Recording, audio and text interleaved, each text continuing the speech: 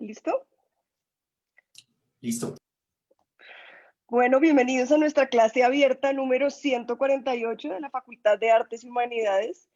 Estamos en la semana de periodismo, como muchos de ustedes saben, y tenemos aquí un invitado muy especial, el periodista y escritor Juan Carlos Rincón, coordinador de la sección de opinión del diario El Espectador y uno de los creadores de La Puya, un programa famosísimo también del Espectador que seguramente la mayoría de ustedes conoce. Juan recientemente además lanzó un libro que se llama La depresión no existe, con pues, el no tachado, jugando con las palabras de la depresión existe, para hacer un llamado de atención precisamente a este desconocimiento constante.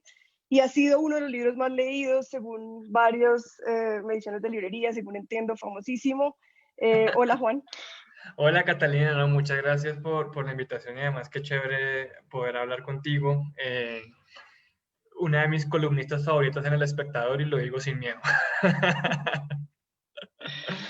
Y gracias, sí, pues yo, Catalina Uribe, menos famosa, profesora del Centro de Estudios en Periodismo y soy columnista del Espectador desde hace unos años.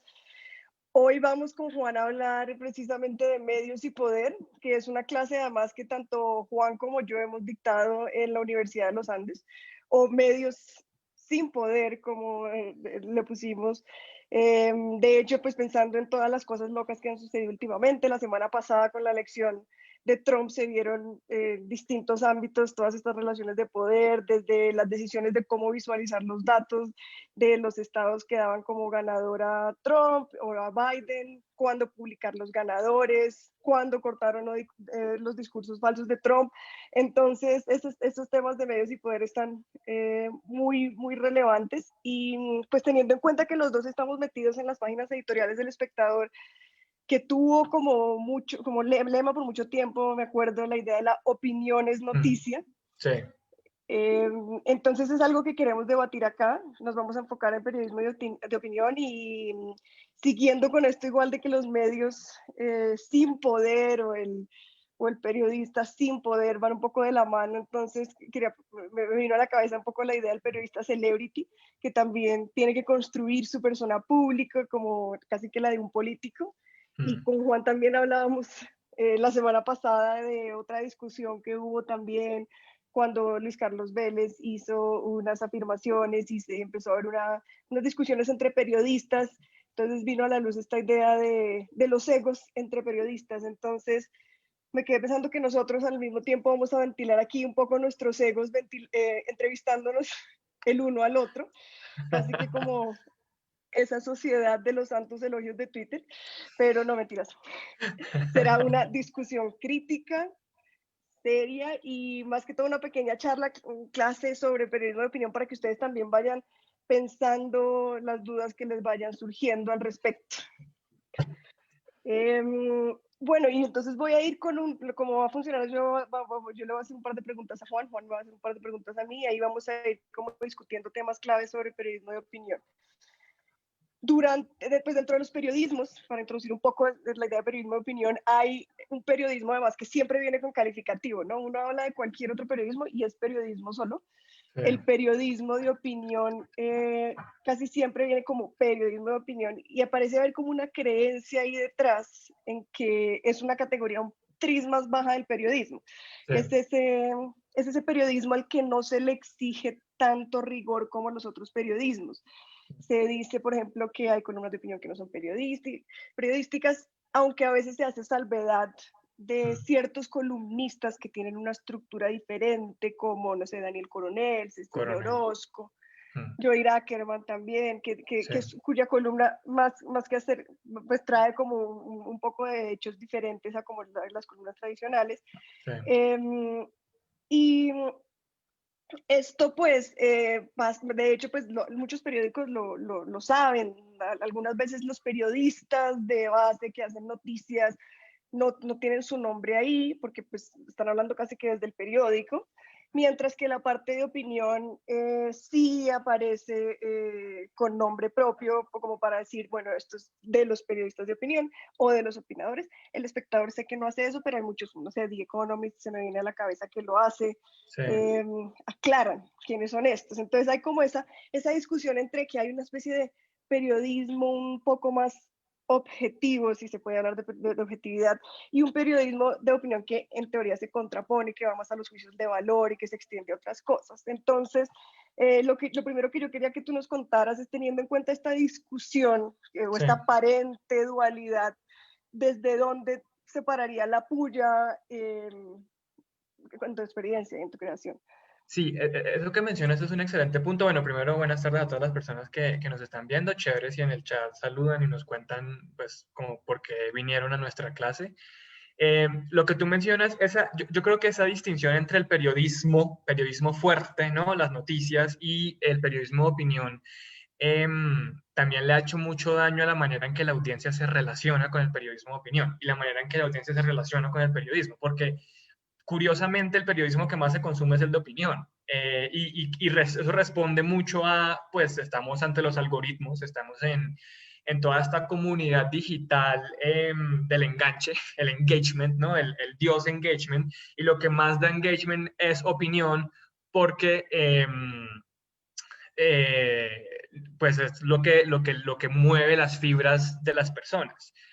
Y esa como distinción, que a mí me parece un poco artificial, pero la llevan incluso hasta el extremo de lo que pasó en la BBC, que por ejemplo en la BBC hace como un par de semanas aprobaron esta directiva en la cual sus periodistas no pueden opinar en redes sociales. Y hay muchos periodistas de la BBC, incluso Beatriz de la Pava, que es una periodista colombiana que trabaja en la BBC, escribía en su cuenta de Twitter que es muy difícil. Entonces, ¿cuál es, digamos, en qué momento estás cruzando tú esa opinión, ¿no? Entonces, si yo opino que me gustó una serie, eso no es problemático, pero entonces es problemático si digo que las vidas trans importan. ¿Y por qué decir que las vidas trans importan o que las vidas afro importan? Es una opinión que hace que las personas sientan que se pierde legitimidad. Ahora, habiendo dicho esto, yo también creo que es que pues hay muchas personas que opinan de manera muy ligera, ¿no? Entonces, pues acaban de contratar a Jorge Cárdenas en Semana y como analista político. Y es como, bueno, este es un tipo que además, pues yo sí, total transparencia, le cargo resentimiento personal porque el tipo publicó una foto mía con una leyenda que decía, ¿esto es un hombre feo o una mujer fea? Pregunto para un reinado. Eh, y más allá de lo divertido es de que Jorge Cárdenas me piense tanto, el punto ahí bueno, pues esta es como la idea que las personas tienen del periodismo de opinión. Pero yo lo que creo es que el buen periodismo de opinión y el periodismo de opinión que no solamente reivindica los principios tradicionales del periodismo como propuesta política, sino que además va más allá y le explica a las personas cuáles son los marcos interpretativos de la realidad que deberían adoptar, es muy valioso, porque también parte de reconocer que no hay periodismo sin opinión. Es decir, claro, uno puede disfrazarla lo más que quiere, uno puede citar todas las fuentes, pero detrás de en qué orden citas tú las fuentes, detrás de cómo lo titulas, detrás de qué voces le das espacio y qué no, hay decisiones políticas. El ejemplo que tú ponías de Trump es claro. ¿Cómo cubrimos de manera objetiva que Trump está diciendo que hubo fraude y que le robaron las elecciones? Ahorita acabo de ver a Mike Pompeo, secretario de Estado, diciendo que claramente van a tener una transición pacífica a una segunda administración de Trump. ¿Uno cómo cubre eso? Sin por lo menos alguna decisión política al momento de cubrirlo, ¿no? Me estoy echando, pues me fui por muchas tangentes, pero todos se me llevan a responder tu pregunta. Y es, ¿dónde se para la puya? La puya necesariamente es periodismo de opinión y la puya necesariamente adopta un poco la línea de los Daniel Coronel, de los Joy Ackerman, de María Teresa Ronderos, como de estos periodistas que aprovechan la etiqueta de opinión para poder presentar investigaciones profundas y bien hechas, pero necesariamente hiladas bajo la admisión de que hay una narrativa ahí que uno podría tildar de subjetiva, ¿no? Que eso es lo que pasa con una columna de Coronel, y son hechos, hechos, hechos, pero uno queda muy claro con cuál es el punto, ¿no? Que cuál es la tesis que quería probar. Ahora, pues la puya obviamente le falta mucho de investigación y eso, pero la puya sí parte de eso porque pues también es como una apuesta de sinceridad con la audiencia. Es decir, pues lo que nosotros hacemos es opinión y aquí claramente hay sesgos y aquí claramente hay puntos ciegos.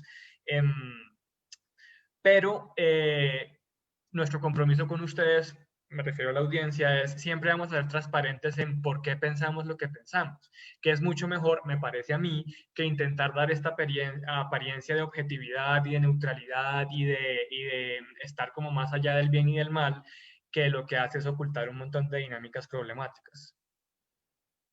Ok. Y ahora que mencionas esa comparación con la columna de Joira Ackerman de Mm, Cecilia Orozco, me viene a la cabeza la idea de las distintas plataformas. Ustedes hicieron de todas maneras desde hace un tiempo un cambio de plataforma y mm. la gente cree que de todas maneras hay como cierta neutralidad en la plataforma cuando hay muchísimas cosas que cambian con los videos, con lo digital. Quería que me hablaras un poco de cómo cambia eso en el periodismo de opinión, qué le aportan esas plataformas. Las plataformas yo creo que las plataformas son tal vez la principal amenaza que tenemos en el mundo ahorita en términos de libertad de expresión, en términos de mejor, como un entendimiento mejor de la realidad.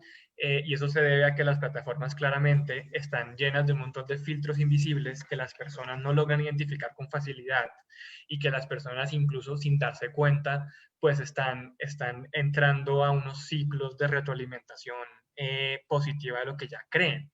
Eso se ve en todas las redes sociales, pero en particular, pues mi obsesión profesional el último año y pico ha sido estudiar TikTok, ¿no? Y TikTok que parece como este espacio inofensivo de felicidad pura y dura, que en verdad es una red social que es como el bazuco, porque uno la abre y son videitos de 5 segundos, 15 segundos y termina gastándose hora y media. Pero lo que hemos empezado a ver es que el algoritmo, o sea, ese algoritmo en particular está tan afinado para fomentar los gustos de las personas y los sueños de las personas que la burbuja en la que te adentras es mucho más grande. Entonces, un reto en términos de quién produce la información y quién hace el periodismo de opinión es entendiendo el tipo de audiencias que se generan, entendiendo las limitaciones del algoritmo y de las burbujas, uno cómo las rompe o uno cómo utiliza el lenguaje para subvertir. No sé si tú has visto los TikTok que hace Sandra Suárez. Sandra Suárez, ella trabaja en el Teatro Petra y es una tuitera un poquito reconocida en Colombia y ella se hace unos TikTok en los cuales sale bailando o maquillándose, pero mientras tanto le va dando a la gente información sobre masacres, sobre violaciones de derechos humanos por parte del ejército, etcétera, y digamos, se han vuelto muy populares, son muy, muy populares dentro de la plataforma, pero claro, porque responde a lo que tú decías de cómo uno se adapta al lenguaje de la plataforma para que el algoritmo lo quiera a uno. Sí. Ok, sí, excelente. Y ahora que mencionas a estas distintas personas que están incurriendo ya en este periodismo de opinión, Mm. eh, me viene a la cabeza como esa idea del periodismo de opinión como un mercado de ideas, ¿no? Como que la historia del periodismo de tiempos atrás, Tocqueville, había una especie de periodismo más descentralizado, era el periodismo, como que parecía que el periodismo y la opinión era una sola cosa, salían como publicaciones espontáneas, la gente iba al café, se oían opiniones, la gente se daba cuenta que estaba equivocada precisamente porque se enfrentaba a estas cosas y después pasamos históricamente a un monopolio en donde ciertos canales tenían pues, el control de las cosas, eran muy poderosos, si tú salías en televisión eras ya inmediatamente famoso, y ahí es cuando se crea esta distinción de las prácticas periodísticas en donde se requería de un rigor especial para las noticias, pero se dejaba el periodismo de opiniones de lado como una separación, entonces ahí en ese periodismo de opinión era donde se avanzaban algunas agendas, era un periodismo más normativo, se cuestionaba el mismo periodismo, ¿no? Sí. Y hoy en día siento que estamos volviendo ahora con todo lo que mencionas a ese inicio en donde había de todo, el periodismo de opinión venía por todos lados, por redes sociales, y a partir de eso me surge entonces la pregunta de cómo se garantiza que en ese mercado de ideas, sea un mercado de verdad y no que seamos los mismos con los mismos. ¿Cómo controlamos y corregimos esa diversidad de opiniones cuando a veces uno siente que los opinadores terminan siendo los mismos, personas de Bogotá, de ciertos orígenes sociales, Mm. y que además qué tan dispuestas están esas audiencias a aceptar esa diversidad. Pues, no sé, si el espectador, de pronto desde el espectador puedes saber qué tanto si se publica la columna de alguien que nada que ver, qué tanto las audiencias recibirían eso. Sí, esa es una excelente pregunta y además eso es un tema que se habla bastante en medios y poder, ¿no? Yo de hecho me acuerdo que me aproximé a una lectura sobre las promesas inadecuadas del digiactivismo con ocasión de una clase de Sandra en medios y poder. Y yo sí siento que Internet se nos presentó como esta promesa de la democratización y de que cualquiera puede opinar y de que cualquiera puede influir, y la realidad es que esa promesa pues hay que problematizarla mucho. Es decir, todos los nuevos espacios terminan creando sus propias dinámicas de poder digamos, como favoreciendo a unos cuantos y afectando a unos cuantos otros. Por ejemplo, a mí me parece que sería muy bacano analizar a fondo cómo le va al canal de semana, por ejemplo, ¿no? Que un poco el objetivo eh, explícito del canal de semana es convertirse en el Fox News colombiano. eh, y la manera de lograr esto es apalancándose en una figura como Vicky Dávila, como Salud Hernández, como María Jimena Duzán en menor medida, que en últimas son estos personajes influencers del periodismo, pero que vienen desde antes, ¿no? O sea, acá no hay alguien nuevo haciendo esto, ni alguien salido digamos, de los marginados usualmente es por los medios. Y a mí lo que sí me preocupa de Internet, y además eso es una pregunta que yo me hago constantemente y muchas veces la respuesta no es agradable para mí mismo, es qué tanto la puya ayuda a reinscribir los peores instintos de las personas en Internet, ¿sí? Porque el incentivo es a hacer un contenido de una manera, y uno sabe que si titula de una manera le va a ir mejor que si titula de otra forma. Y volviendo a cómo iniciabas tú la pregunta, yo creo que tanto como pasa en la economía, y es que los mercados sin regulación no, digamos, no atacan la desigualdad, no mejoran las condiciones, y yo creo que lo mismo pasa en el mercado de las ideas. Ahora, a diferencia de la economía, me parece que el mercado de las ideas es mucho más complicado regularlo, porque ya ahí no entra al mundo del autoritarismo y de cuáles son los discursos que favorecemos y cuáles no, etcétera, etcétera, etcétera. Y yo sí te quiero preguntar algo, y yo sé que tienes más preguntas para mí, pero me parece Claro. que es una oportunidad porque yo sí quiero saber tú cómo, digamos, cómo es tu relación al momento de construir un texto, una columna de opinión, versus al momento de construir un texto académico o al momento de hacer como otro tipo de periodismo, como hay alguna diferencia ahí, y sobre todo, ¿tú cómo ves tu rol eh, en todo el discurso público? ¿Sí? Como cuál es la responsabilidad que cargas, por ejemplo, con las ideas que no compartes. Entonces, hay un punto de enunciación claro en tus columnas. Eh, ¿Qué ejercicio intelectual haces como para romper tu burbuja, etcétera? Te hice una pregunta muy amplia, pero... Sí, es amplia, pero me parece súper interesante y muy pertinente. A mí, pues, me interesa muchísimo la comunicación y la educación, y cuando hablo de educación es educación formal e informal, no es como esta división entre una educación universitaria. Me interesa siempre pensar en educación incluso desde la primera infancia, y eso lo tengo como muy, muy incorporado, y mi formación de todas maneras es en retórica, que yo creo que cuando tú me preguntas mi lugar de enunciación viene de ahí. Y la retórica por lo general tiene una connotación negativa, la gente cree que la retórica es un discurso persuasivo al estilo Trump de manipulación, y que todos lo estudiamos para casi que controlar unas mentes, pero la retórica básicamente yo la definiría como tomarse en serio que no hay comunicación neutral, que el contexto siempre está comunicando. Entonces, cuando uno conoce, uno tiene que siempre estar pensando en la intención del orador, pero también tomarse en serio cómo esa frase es tomada por la audiencia. La comunicación tradicional nosotros la tenemos siempre como emisor, pues se entendía viejamente como emisor, mensaje receptor, y todavía muchos lectores juzgan la forma de escribir así, como una especie casi que de contenido en abstracto.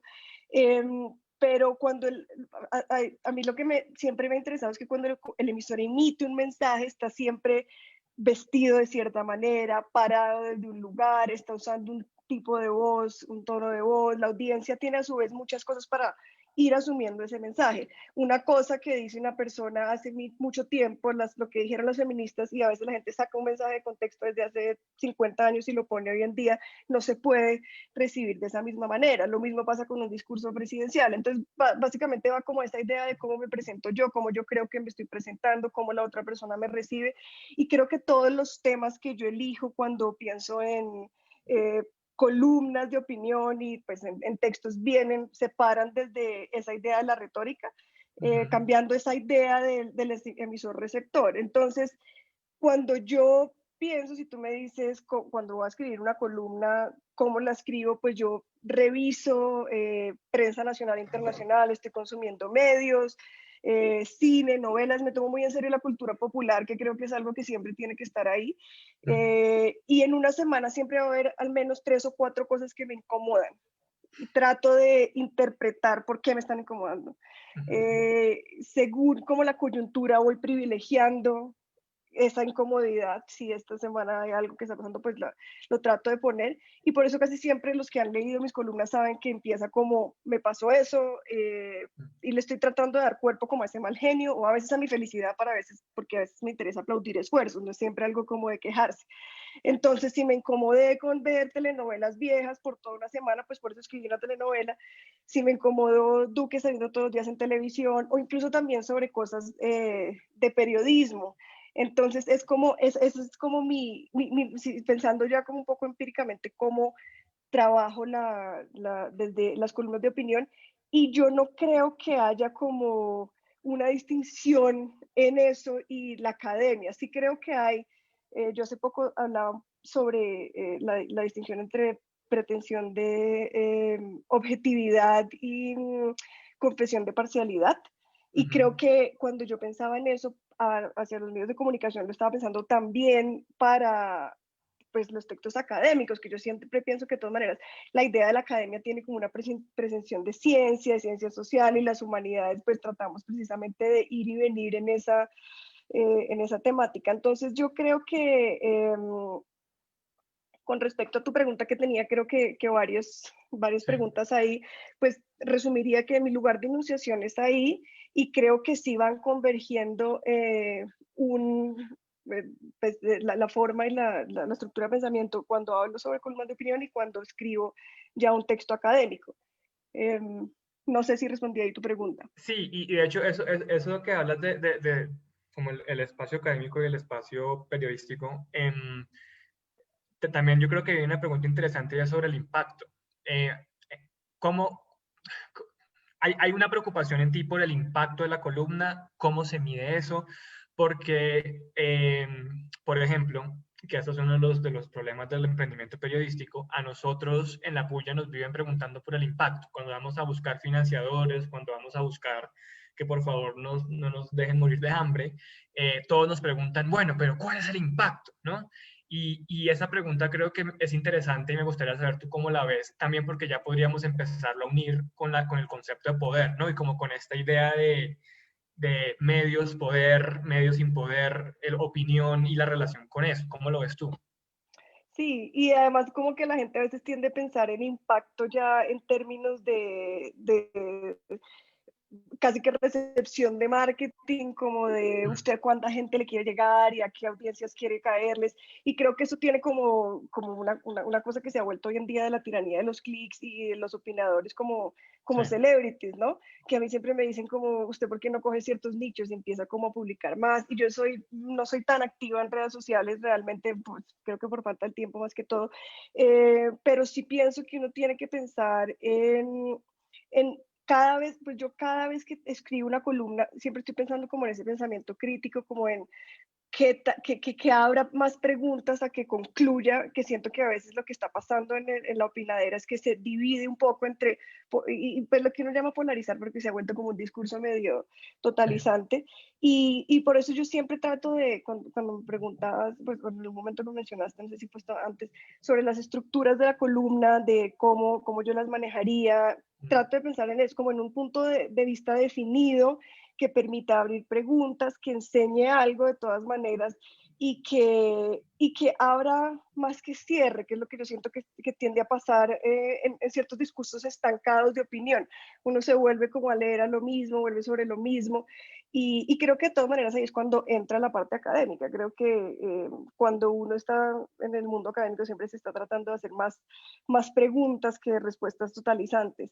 Entonces, sí, no sé, y respecto a eso, ahora que me dices que ustedes hacen esa pregunta sobre el impacto, ¿tú cómo la respondes o qué dices ahí? Es complicada, además porque eso que tú mencionas de que buscas que abra preguntas, sino que cierre, yo creo que eso es un acto profundamente subversivo como entendemos la opinión, ¿no? Y yo sí siento que la tiranía de los clics nos llevó también a la lógica de la peinada, ¿no? El, uy, lo peinó, ¿no? El, uy, el tweet mordaz que en dos frasecitas resume algo o como que pretende cerrar la conversación, que es lo que pasa, ¿no? Entonces, el principal ejemplo es Petro contestándole a Trump. Ese tweet me parece que enmarca todo lo que está mal con la manera en que debatimos públicamente. Y es Petro escribiendo, Donald Trump me dijiste loser, ahora yo te digo loser. Y es como, y claro, tiene 20,000 likes.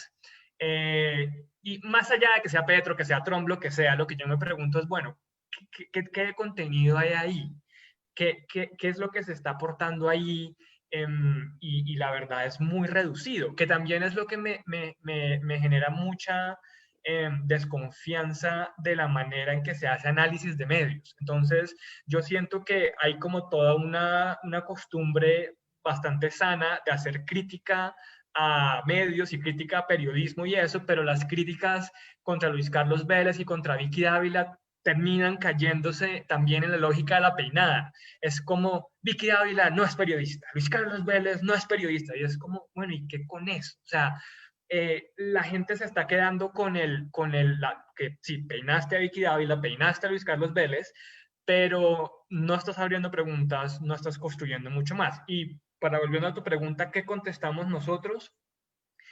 Eh, Inicialmente contestábamos con cifras, pero hablar de cifras es de clics, ¿no? Entonces, número de suscriptores, número de reproducciones, número de compartidos.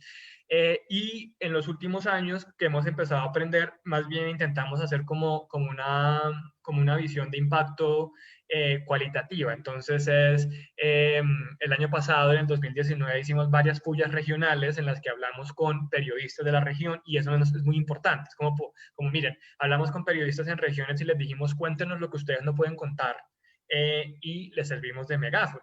Que, por ejemplo, si eso es una medida de impacto y de poder, las columnas de Tatiana Acevedo a mí me parecen maravillosas, porque Tatiana Acevedo siempre, la leen muy poquito, pero Tatiana Acevedo siempre está hablando de cosas de las que no se están hablando en ninguna otra parte. Entonces, una cosa es eso, como lazos con las comunidades, como qué conversaciones se despiertan ahí, y bueno, y hay una medida que es cuántas demandas nos pusieron, Claro. que es como ya la reacción más hegemónica del poder, ¿no? El poder utilizando el monopolio de la fuerza del Estado para callar periodistas. Por ejemplo, las igualadas las sacaban otra vez de Entutelar, porque publicaron un video de un pastor que abusa de sus feligreses, un pastor cristiano. Pero, pero me trasnocha la pregunta. Claro. Y además porque yo sí me hago mucho la pregunta de ¿para qué? O sea, ¿para qué? De verdad, ¿para qué todo este esfuerzo? ¿Para qué toda esta energía dedicada? Y también una cosa que yo me pregunto mucho es si le estamos echando gasolina al fuego. Que por eso me encantó tu respuesta ahorita, porque yo sí creo que un opinador sería, pues un opinador de los que yo aprecio, por ejemplo, los que yo consumo, son opinadores que me hacen pensar y que me llevan más allá, no es como voy a opinar esto, ¿no? Entonces, por ejemplo, pongamos ejemplos, ejemplos del espectador, que son los que yo pues conozco porque me toca leerlos, ¿no? Mario Fernando Prado, que es como el típico, ¿no? El típico cacao de empresa en Cali, que escribe desde todos los años y sus columnas son columnas en las cuales a él no le da miedo llamar a los indígenas guerrilleros disfrazados, ¿no? Mm. Y ahí es claro, es un ejercicio que busca hacer un ejercicio más tradicional de poder, que es la estigmatización, que es el miren en las botas, eh, ¿Qué es problemático? ¿Quieres decir algo ahí?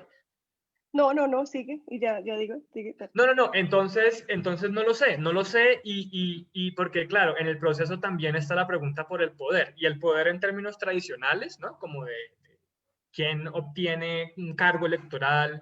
Entonces, cuando hicimos un capítulo en el Chocó, literalmente cada uno de los que mencionamos nos amenazaron con demandar o nos demandaron, y eso influye en las dinámicas electorales, pero también está el poder en el sentido de, bueno, cuál es el zeitgeist que estamos ayudando a crear, cuáles son estas ideas que estamos introduciendo, cuáles son estas identidades que estamos ayudando a construir. Y también, por ejemplo, ¿qué tipo de periodismo estamos fomentando? Y yo no siento que el periodismo que se está haciendo hoy en Colombia sea mejor al que se hacía hace 4 años, eh, por culpa de que todos queremos ser influencers y todos queremos ser el periodista celebrity. Y ante eso, pues es más fácil ser un Jorge Cárdenas que ser una Cecilia Orozco, ¿no? O que ser un Daniel Coronel, o que ser un Joey Dacker. Sí. Y es que funciona un poco como casi que un algoritmo, ahorita que mencionaste esos temas que son los que están, los que priman en las columnas de opinión. A mí me llama la atención cuando yo hago una columna, el hecho de mencionar a Uribe o a Duque, que las hago muy de vez en cuando, y especialmente cuando quiero analizar discursos o cuando quiero hacer como algún tipo de análisis de comunicación política. Triste, pues no tristemente, pero sí son como las columnas que en términos de lo que tú llamarías impacto, tienen muchas más personas, me empiezan a escribir correos, me empiezan a escribir, y a veces cuando discutimos también con profesores, volviendo también a tu comparación con la academia, y esta preocupación incluso de las clases abiertas que estamos teniendo en este momento, se siente como que la idea de ahora en la virtualidad uno tiene que ser más entretenido y tiene que casi que tomar la actitud de youtuber, porque si hablas de cierta forma, entonces la gente como que no se va a aburrir tanto, como que parece que hubiera una dicotomía entre lo que tú dices, ay, la investigación rigurosa de Tatiana Acevedo, que uno la lee y uno dice, o sea, el proceso de escritura de esta columna tuvo muchísima investigación, está aportándole a lo que tú dices, a la discusión con comunidades, a veces puede que tenga incluso repercusiones en alguna, no sé, denuncias futuras que se hagan, como las que hizo recientemente sobre Jorge 40, pero en lo que tú dices ya de la recepción del periodista youtuber, pues el periodista celebrity que empezamos a discutir desde el inicio, pues es mucho, mucho menor, ¿no? Y sí hay, pareciera como que estuviéramos discerniendo como en una especie de algoritmo, si tiene ciertas palabras, si dice guerrillero, si dice paraco, si dice esto, entonces se vuelve como, pues también así funcionan los algoritmos, ¿no? Sí. Son los que generan más respuestas. Y tú, por ejemplo, en tu proceso de recolección de información, de construir argumentos y eso, pues de qué fuentes te nutres, primera parte de la pregunta, y segunda parte de la pregunta, como qué tipo de opinadores buscas ya, no tanto para hacer tus columnas, sino en general, como para pues, construir esa visión del mundo que tienes.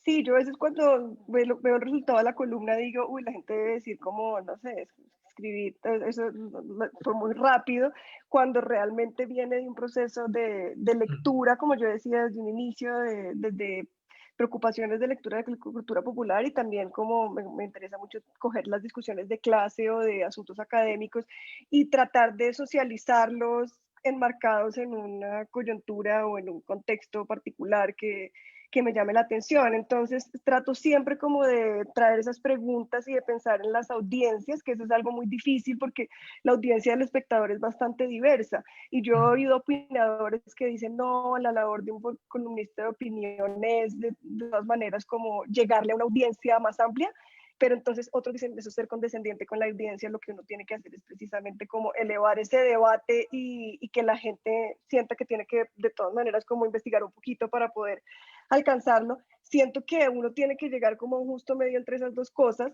y hay de todas maneras medios para cada cosa. Si está, pues no sé, el que quiere hacer una cosa más académica se va a Razón Pública, y a veces cuando quiero buscar como algo más de ese estilo, uno va a la silla académica, Razón Pública, por ejemplo, nuestro medio, haciendo la cuña 070, tiene cada vez más como investigaciones que tratan de mover socializar esa parte académica, pero sí, para mí hay una preocupación grande, y creo que en eso me demoro bastante, en coger ese tema que a mí me preocupó, involucrar la parte que a mí me interesa de investigación sobre discurso y lograr que eso unido le llegue a una audiencia amplia y que le quede a esa audiencia preguntas que no sean generales.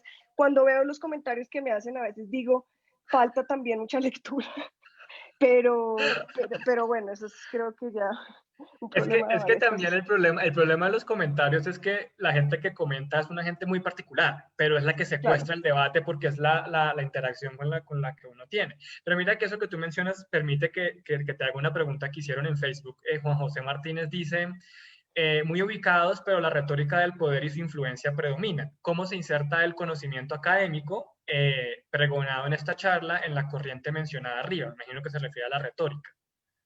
¿Cómo lo ves tú ahí? ¿Cómo se inserta el conocimiento académico pregonado en esta charla? El conocimiento académico, pues claro, obviamente nosotros como académicos tenemos que reconocer que estamos hablando siempre desde un lugar específico.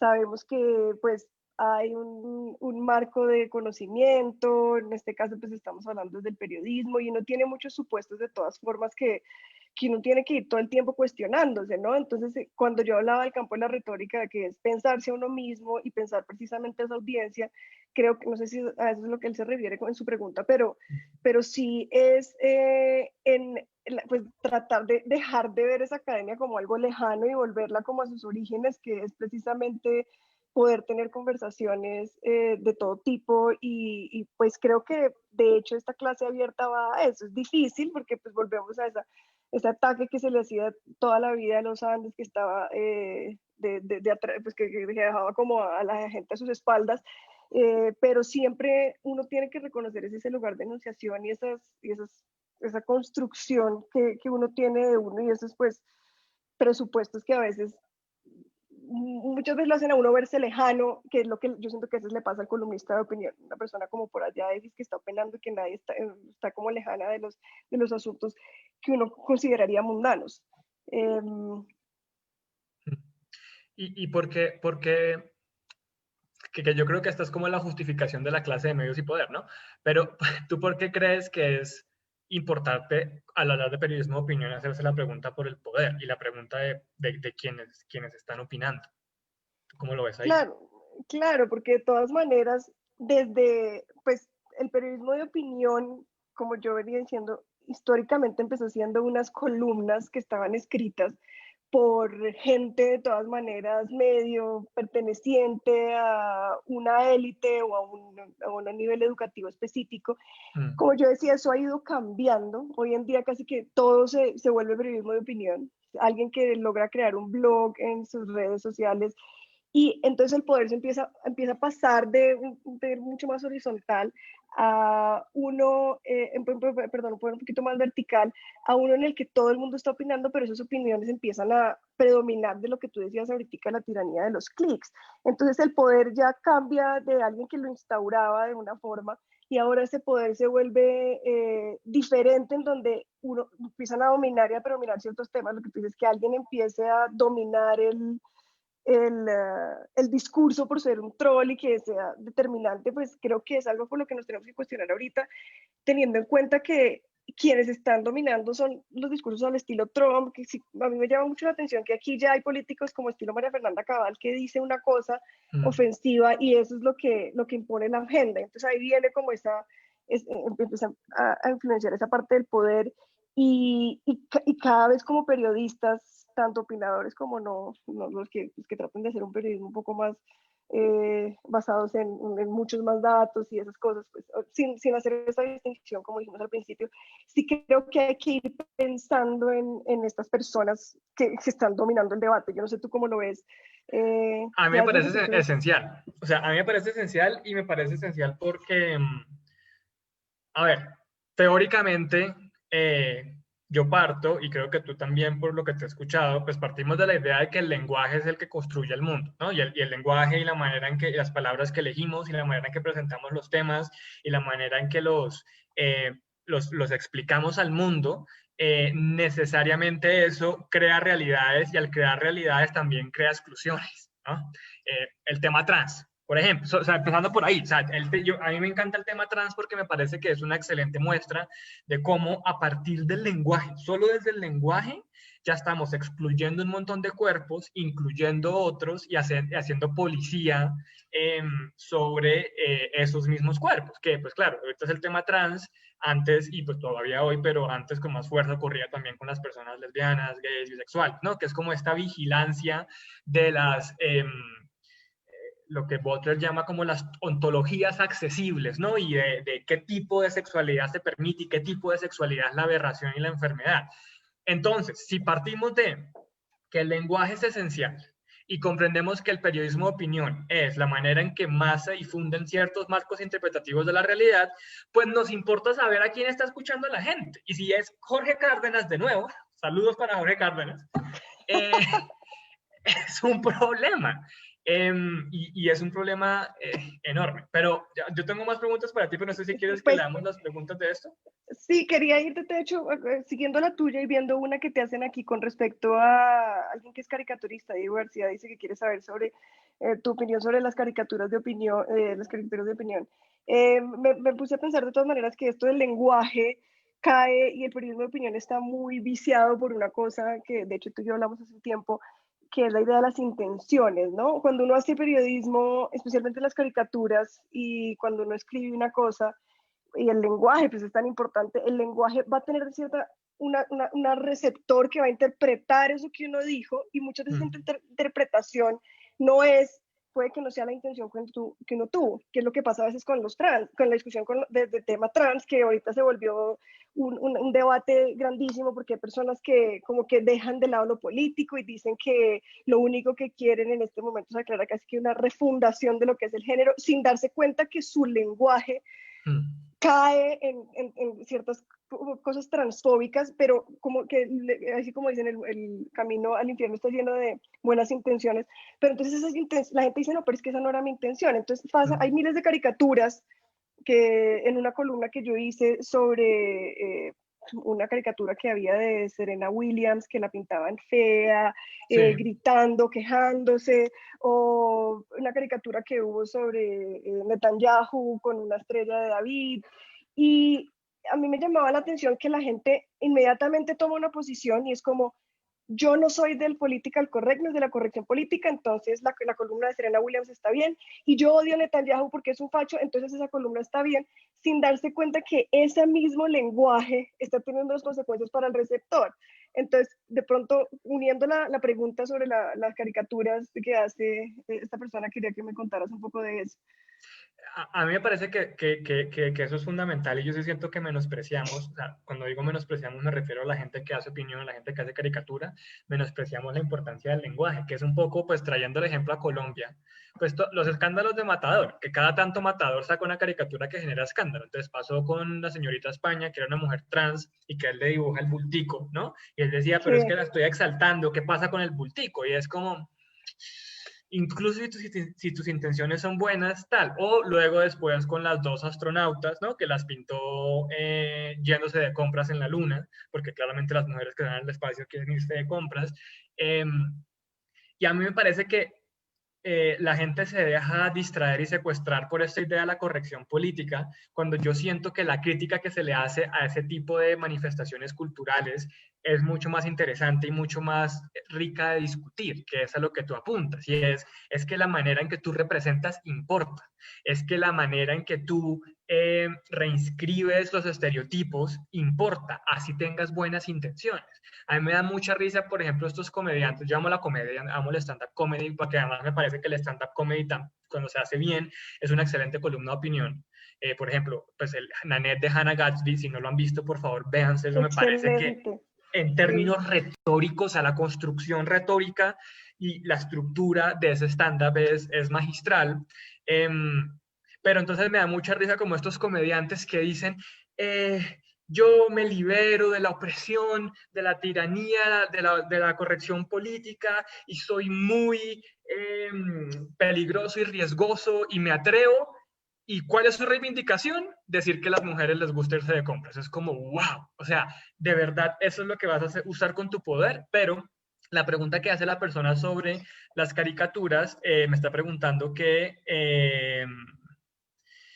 Bueno, a mí me encantan las caricaturas y yo creo que las caricaturas son una excelente manera de comunicar y además siento que la gente en Internet aprende mucho más sobre eso. De hecho, mi libro sobre la depresión no existe, lo hicimos ilustrado porque lo que más me ha ayudado a mí a entender mi depresión han sido ensayos ilustrados y caricaturizados. ¿Cuál es el problema que yo le veo a muchos caricaturistas en Colombia? Eh, que nunca les entiendo el propósito de la caricatura. Como que ellos sienten que el propósito de la caricatura es hacer el troll, ¿no? Entonces la burlita de Duque Gordo o, sí, o Uribe montado en el caballo y los croxitos. Pero yo sí siento que algo más interesante es preguntarse yo qué quiero lograr con esta caricatura, cuál es mi propósito argumentativo, cuál es el marco interpretativo que estoy planteando. Y las mejores caricaturas me parecen a mí son las que al descontextualizar la realidad permiten que uno las entienda mejor.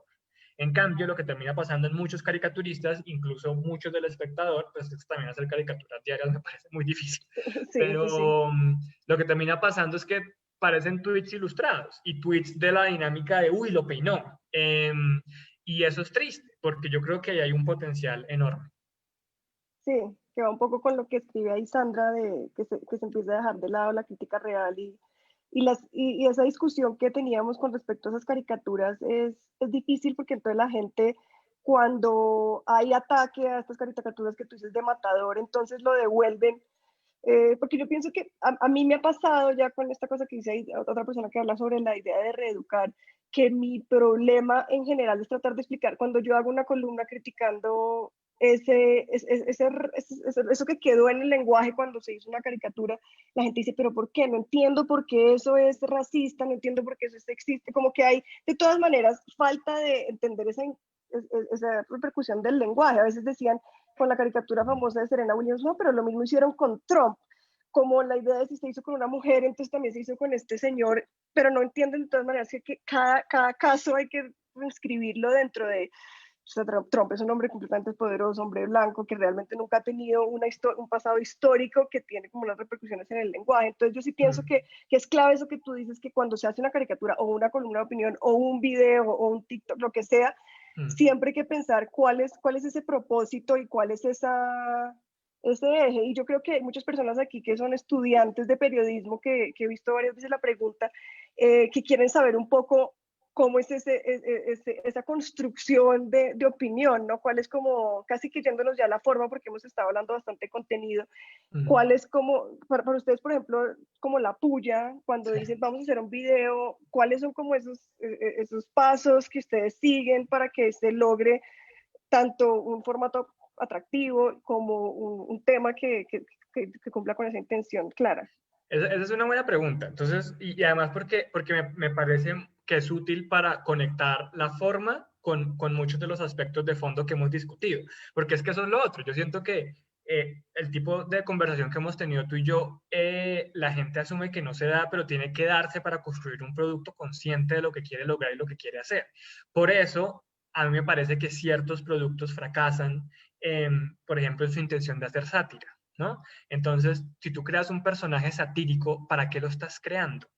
¿Qué es lo que quieres argumentar con eso? O simplemente quieres burlarte, ¿no? Que es lo que hablábamos con las caricaturas. Entonces, para contestarles, la puya parte de varios preceptos. El primer precepto es que el contenido que nosotros hacemos es para gente que no está informada. Esto es una cosa fundamental, porque si la puya estuviera hecha para un nicho, por ejemplo, si la puya estuviera hecha para Twitter, la manera en que la haríamos sería muy distinta. Pero la mayoría, la abrumadora mayoría de nuestro público es público que no está pendiente de Twitter, que no consume noticias a diario y que muchas veces se informa a veces solo consumiendo la puya. Entonces, primero, eso. Segundo, sabemos que nuestro objetivo es simplificar un tema complejo sin perder profundidad. Eso es como un principio que lo cruza todo. Y lo tercero es que nuestra promesa es que en cada capítulo vamos a apoyar. Y como vamos a apoyar, necesariamente, eso es muy útil al momento de decidir qué tema tomamos y cómo lo tratamos, pues tenemos que ubicar un personaje o un objeto que pueda como aterrizar en el arquetipo del fullado, ¿no? Entonces, a veces es muy claro como Daniel Quintero, ¿no? O Claudia López o Iván Duque, pero a veces puyamos ideas. Entonces puyamos la idea de que la economía del goteo funciona. Eh, pero claro, al volverlo un arquetipo, es mucho, ahí ya hay una herramienta muy útil de comunicar, y es que no vamos a decirle a la gente, esto es una tesis sobre la economía del goteo, ¿no? Sino que le vamos a echar un cuento de un personaje que es la economía del goteo, pero pues que seguramente lo vamos a presentar de manera distinta. Entonces, cuando ubicamos qué es lo que queremos puyar, entonces, por ejemplo, el capítulo de esta semana es sobre marihuana, a propósito del debate que se hizo la semana pasada, y decidimos enfocarlo a través de las estupideces que dijeron los que se oponían a la regulación de la marihuana. Entonces ahí ya eso nos da la estructura lógica, entonces uno va a investigar qué es lo que dijeron, pero a partir de ahí lo chévere es que es la excusa para meterle teoría, para meterle investigación, para meterle estudios científicos, porque si Uribe sale a decir es que la marihuana es una droga que te lleva a otras drogas, entonces claro, lo ponemos en Uribe y nos burlamos de Uribe, pero ahí metemos los estudios científicos que demuestran que eso no es cierto y vamos informando a las personas. Entonces miren cómo se alimenta la estructura y es como ya tenemos la puya, ahí podemos empezar a dotar de opinión ese tipo de cosas. Ahora, ahí me salté un paso y es, antes de saber a quién puyar, investigamos por completo el tema. Y eso yo creo que después te preguntaba hace un rato, Catalina, sobre el ejercicio de construir argumentos de la contraparte, ¿no? Porque yo sí creo que todos los que hacemos periodismo de opinión tenemos la responsabilidad de entender todas las posiciones en su mejor versión antes de tomar partido. Porque si no, lo único que uno está haciendo es incluso consintiéndose a sus propios prejuicios. Entonces nosotros hacemos un ejercicio de ver, bueno, ¿por qué la gente se opone a la legalización de la marihuana? ¿Qué es lo que dice? ¿Y cuál es la mejor versión de ese argumento? Y cuando yo entiendo cuál es la mejor versión de ese argumento, puedo ver si mis contraargumentos son suficientes o me toca cambiar de opinión. Entonces, si hay como primero un barrido investigativo para pintar el mapa conceptual del tema, que además nos ayude a identificar cuáles son los puntos en tensión y a partir de ahí decimos, bueno, nuestra posición va a ser esta y vamos a apoyar a esta persona. Y ya después lo que viene es la pregunta de yo cómo cuento esto divertido. Y ahí sí usamos herramientas de storytelling, usamos herramientas de chistes o a veces usamos la rabia. Yo creo que la rabia con argumentos es útil, pero si uno la sabe utilizar, ¿no? Que yo sí siento que, por ejemplo, el primer año y pico de la puya estábamos un poquito descalibrados, pues porque eso es prueba y error, ¿no? Hacer estas cosas es un músculo. Pero sí, más o menos es así. Claro, y ahorita de todas maneras con lo que tú dices, de mirar esa parte de primero el contraargumento que es completamente necesario ahorita con todas estas retóricas nuevas populistas en donde lo que pasa es que hay un desconocimiento completo, o sea, como que ya la parte del interlocutor se considera completamente inválida, entonces hay como una especie de reafirmación constante. Pero también creo como que a veces uno en esta idea como por el argumento perfecto en donde uno como que coge todos esos puntos de vista y coge el de la oposición, a veces también se queda un poquito reafirmándose todo el tiempo en una opinión que puso. No sé si ustedes en la puya les ha pasado ya como que ustedes digan, uy, tenemos que retractarnos o tenemos que irnos hacia atrás de algo que pasó, o, como también para contarle a la gente. Esa es una buena pregunta. Yo creo que sí hay muchos capítulos que si uno los volvería a hacer, no los haría igual. Y no los haría igual tanto en la severidad de la crítica a ciertas personas o ciertos personajes, y tampoco los haría igual en cuanto a con qué desparpajo defiende uno, qué tipos de argumentos. Eh, y pasa sobre todo en temas políticos, porque es que en temas políticos es tan fácil caer en el maniqueísmo de los malos y los buenos, ¿no? El corrupto, el denunciado, la Saída Merlano versus pues nosotros, los defensores de la moral y bla, bla, bla, bla, bla de la moral, de la transparencia, etcétera, son Alejandro Ordóñez. De las pullas que le hemos hecho a Alejandro Ordóñez, sí no me arrepiento de ninguna.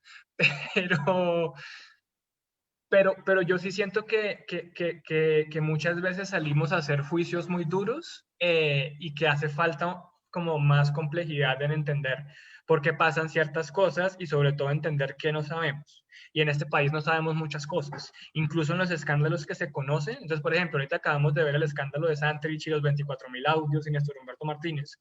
Y a mí la lección que me queda de eso es, en verdad no sabemos, o sea, no tenemos toda la información disponible y es muy difícil conseguirla.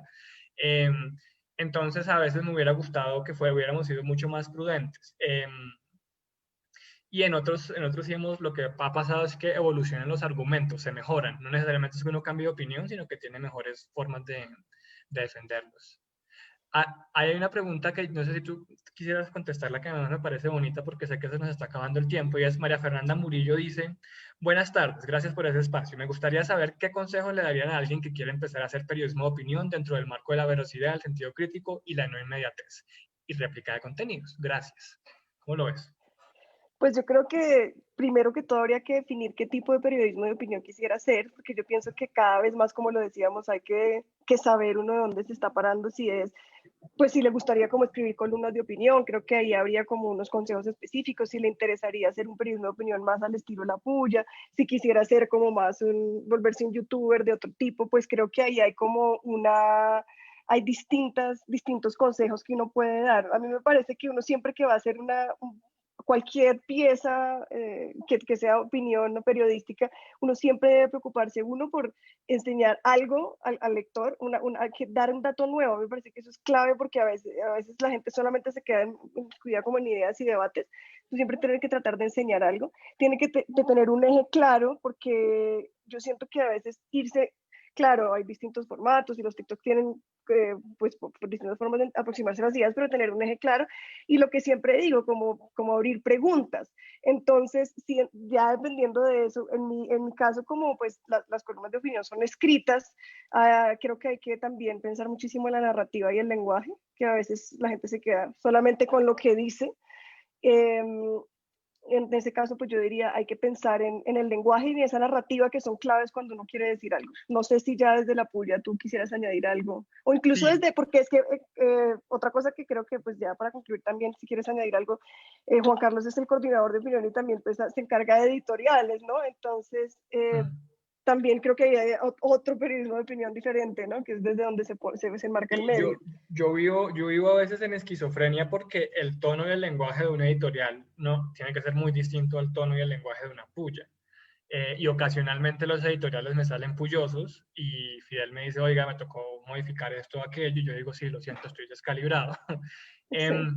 A mí mis estudiantes me hacen mucho la pregunta de por qué alguien me leería a mí, o por qué alguien vería un video mío, o por qué alguien, si yo no soy nadie, si yo no soy Alfredo Molano, ¿no? Que en paz descanse. Em, Pero ya vas en camino.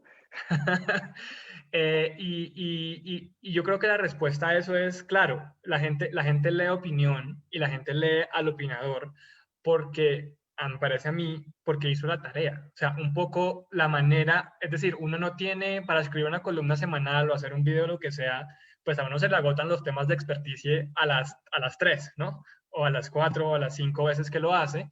Y la manera en que uno suple eso es con el método de investigación, uno cómo investiga, uno qué consume, uno cómo piensa, uno qué analiza, y la gente viene a la columna de opinión porque tú ya hiciste ese pensamiento, porque tú le vas a mostrar esa lógica, y la gente agradece eso un montón, que es lo que tú decías que me parece clave, aportarle algo. Yo, ¿por qué leo algo? Yo, ¿por qué comparto algo? Porque me aportó algo, ¿sí? Y aportar ruido es muy sencillo. Aportar peinadas es muy sencillo.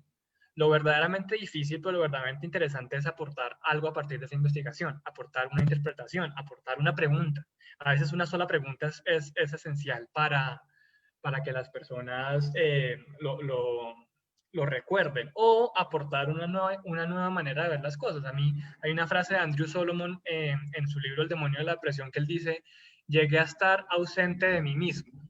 Lo que yo pensaba es: pucha, qué gran columna de opinión, porque, claro, él está hablando de él, pero esa idea de ausente de mí mismo me ayudó a mí a entender un montón de qué marco interpretativo de la realidad utilizar para entender mi propia enfermedad.